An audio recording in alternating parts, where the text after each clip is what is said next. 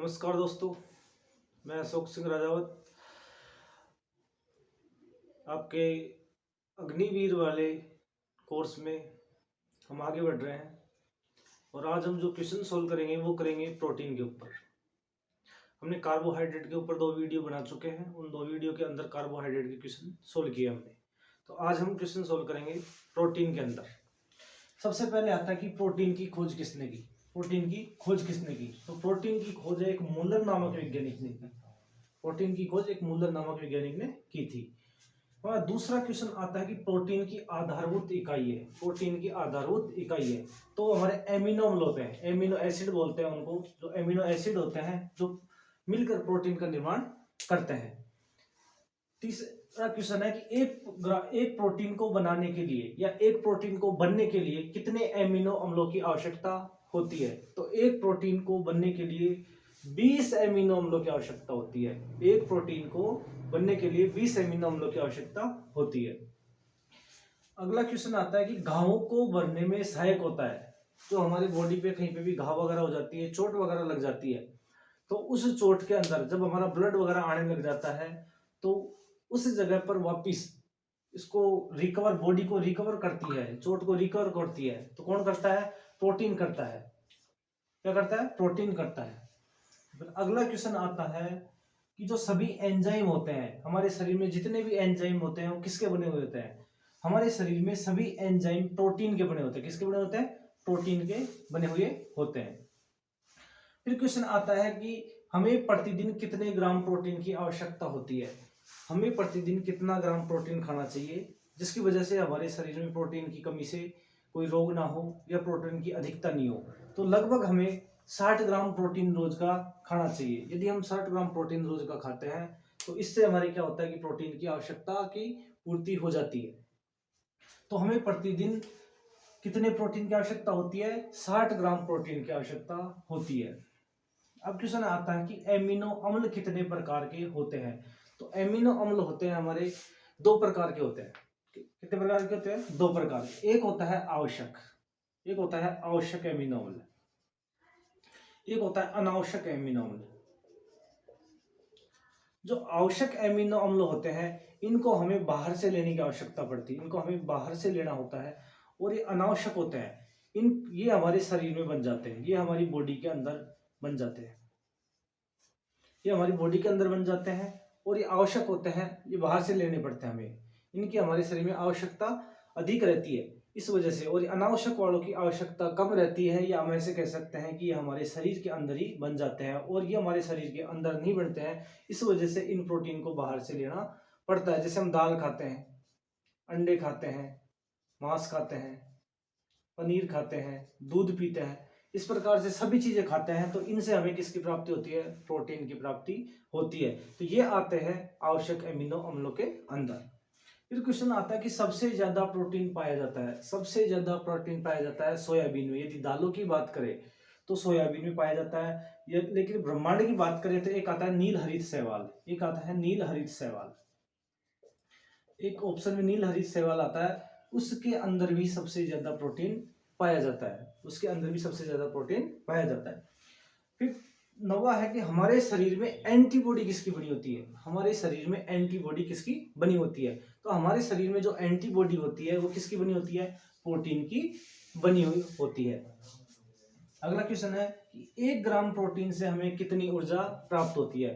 तो 1 gram protein से हमें 4.3 किलो कैलोरी ऊर्जा प्राप्त होती है। कितनी ऊर्जा प्राप्त होती है? 4.3 किलो कैलोरी ऊर्जा प्राप्त होती है।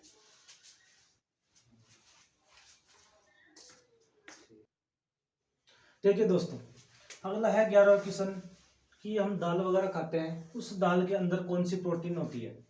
जो हम दाल खाते हैं उसके अंदर प्रोलेमिन्स प्रोटीन पाई जाती है।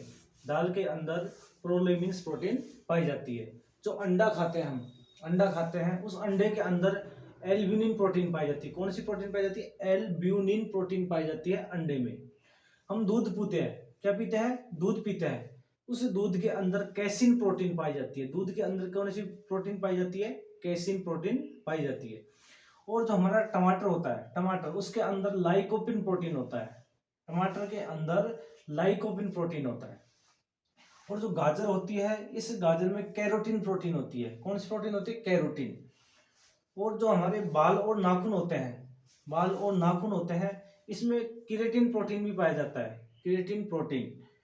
और एवं हमारी हड्डियों में देखते हैं हम, हमारी हड्डियों में ओसिन प्रोटीन पाया जाता है, हमारी हड्डियों में ओसिन प्रोटीन पाया जाता है। और हम ये कि इसकी बात करें बालों की, एक तो विटामिन, विटामिन कह सकते हैं, ये हमारे एक विटामिन नाम का भी पाया जाता है। ये इसको बायोटीन भी बोल सकते हैं, इसको बायोटीन भी बोल सकते हैं कि हमारे जो बाल होते हैं उसके अंदर बायोटीन नामक प्रोटीन भी पाया जाता है। हड्डियों में पाया जाता है हमारे ओसिन प्रोटीन, हड्डियों में पाया जाता है ओसिन प्रोटीन। और हमारी जो मांसपेशियां होती है उनके अंदर मायोसिन, कौन सा प्रोटीन पाया जाता है? मायोसिन प्रोटीन पाया जाता है। अब बात करते हैं हमारे रक्त के अंदर, जो हमारा ब्लड होता है उसके अंदर कौन कौन सी प्रोटीन पाई जाती है। तो हमारा ब्लड है, रक्त के अंदर एक तो क्लोटिन प्रोटीन पाई जाती है, क्लोटिन प्रोटीन पाई जाती है। एक पाई जाती है प्रोथ्रोम्बिन प्रोटीन, प्रोथ्रोम्बिन प्रोटीन। और एक बार फाइब्रिन प्रोटीन। और अगला है फाइब्रोजिन प्रोटीन। हमारे रक्त के अंदर लगभग 7-8 प्रकार की प्रोटीन पाई जाती है, उनमें से मुख्य मुख्य है एक तो क्लोटिन प्रोटीन, अगला है प्रोथ्रोम्बिन प्रोटीन, और तीसरा है फाइब्रिन प्रोटीन, चौथा है फाइब्रोजिन प्रोटीन। मतलब कि अंडे के सफेद भाग, जो हमारा अंडा होता है उसका जो सफेद भाग होता है उसके अंदर कौन क्या पाया जाता है? प्रोटीन पाया जाता है। ये कोई भी अंडा होता है इस प्रकार से, और इसके चारों तरफ और इसके अंदर इस अंडे को खोलते हैं तो यह पीला भाग होता है, ऐसा भाग होता है पीला, ये पीला भाग होता है, इसमें तो वसा होती है, इस पीले भाग में वसा होती है। और जो अंडे का सफेद भाग होता है उसमें पाया जाता है प्रोटीन। क्या पाया जाता है? प्रोटीन पाया जाता है। दोस्तों अब हम पढ़ेंगे कि प्रोटीन की कमी से होने वाले रोग, कि जो हमारा प्रोटीन होता है, यदि हम 60 ग्राम से कम डेली प्रोटीन खाते हैं तो उसकी कमी से कौन कौन से रोग हो जाता है। तो पहला रोग पढ़ते हैं क्वाशियोकोर। कौन सा रोग है? क्वाशियोकोर। ये दो रोग है। और दूसरा रोग है मेरास्मस रोग, दूसरा है मेरास्मस रोग। दोनों रोग है जो बच्चों में होते हैं।